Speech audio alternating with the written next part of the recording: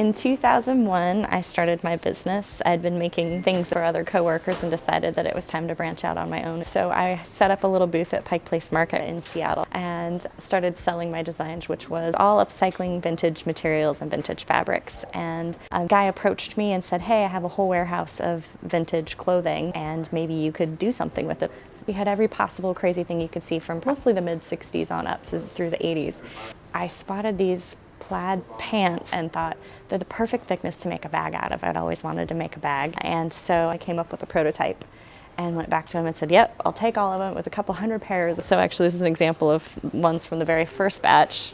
Very simple Velcro closure, and developed a newer version of the hobo, which was like this, zipper closure. I moved to New York about 4 years ago to scale up and focus more on sustainability and upcycling.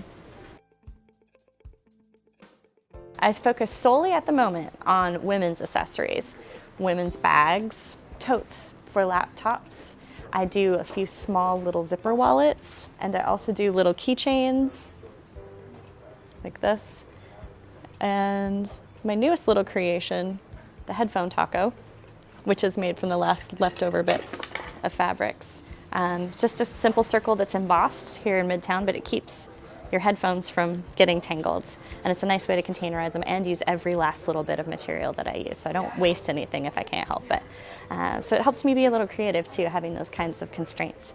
At the moment it's exclusively women's, but I have branched out a little bit more to a few more unisex styles as things evolve. So that's kind of what's on the horizon next, is incorporating a little bit more unisex, because there are some men that still buy my bags. So I want to tap into that a little bit more and offer something more like that.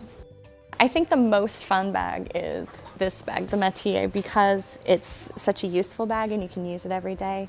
But by incorporating the upcycled materials and the fabrics, it makes each one different.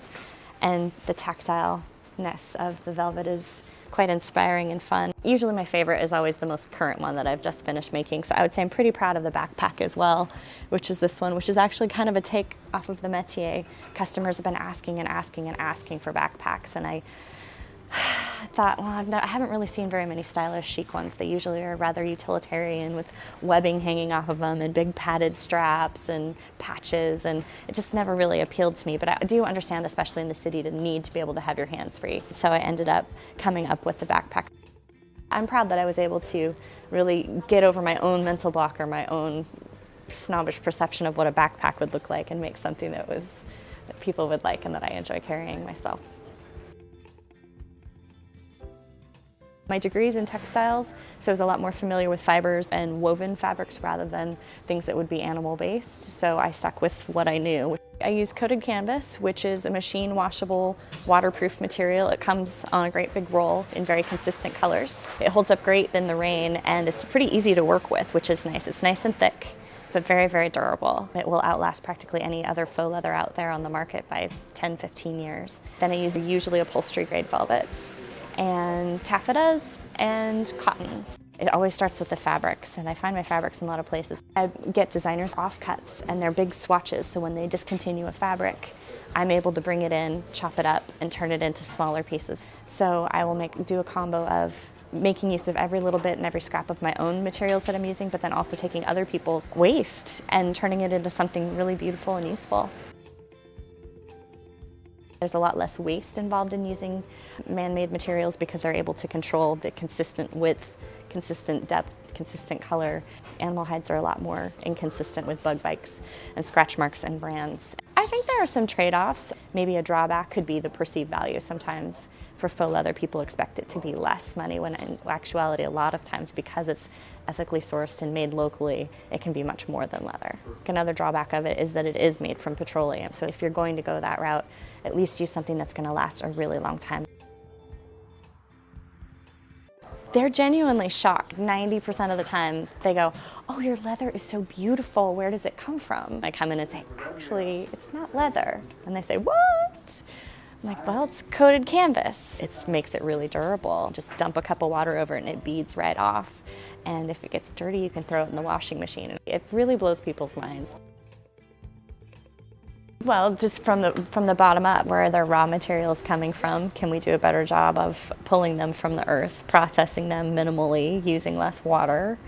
who's making it, where are they making it. Those would be probably the questions that I'd ask, is like to really think about where we're getting our resources from the first place and finding the right balance of durability and social responsibility.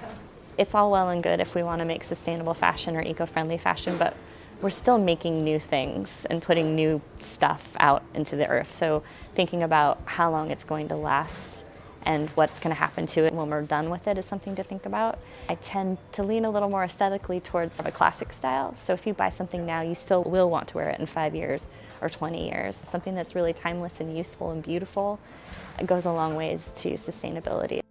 I think what's been helpful for me at my space is that we have a full sustainability wheel of the different areas of where sustainability fits in, and it could be organic cotton, but it could also be a take-back program, or it could be a way to bring things back in and dismantle them and turn them up to something else, or upcycling like I'm doing. There's a lot of different ways you can incorporate sustainability, and it doesn't have to just be just organic cotton or just made in the US.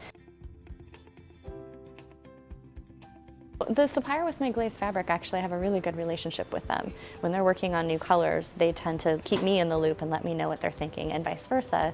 I was like, purple, my customers really want purple, think about purple, and they were like, They finally did do purple. So I have a good relationship with them on talking about colors or textures that I'd like to have. I'd like more maybe like snakeskin looking, or some more kind of organic, cool textures and shapes rather than just the leather look. So having a good relationship with my suppliers has gone a long way. And as I've grown, I have a little bit more buying power to say, hey, if you do this, I'll commit to X amount of rolls. I know my customers will go for it. There are a lot of limitations to being able to use things. There are other leather alternatives out there other than what I'm using. There are new innovations using mushroom leather or made from pineapple husks. There are a lot of options out there. Unfortunately, they'll be great for clothing, but for something that gets rugged, wear and tear all of the time, until things develop, they're still pretty new to the market. Until the durability is there, I don't feel right bringing it into my line, because my brand has such a reputation for such durability and long lasting that it's gonna take a little bit of time for it to catch up.